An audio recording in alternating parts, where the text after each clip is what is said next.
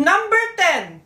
Last question na to, class, ha? 10 points to. Sana madali lang itanong ni ma'am. Mukhang mapaperfect ko to Ano ang full name ni Jose Rizal? Full name? Akala ko full name niya na yun. Dinuro ba yan ni ma'am? Kung nakikinig talaga kayo sa discussion natin, alam nyo kung anong full name niya. Alam ko lang yung full name ng crush ko. Ano ba kasi full name niya? So wala palang nakikinig sa akin, ha?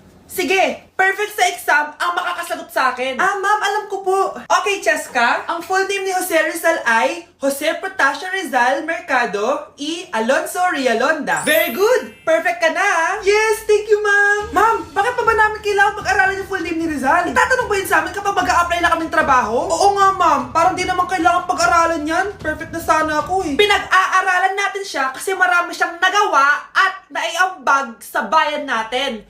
Kayong dalawa, ano naiambag nyo? Di ba puro lang kayo reklamo at panigat sa bahay?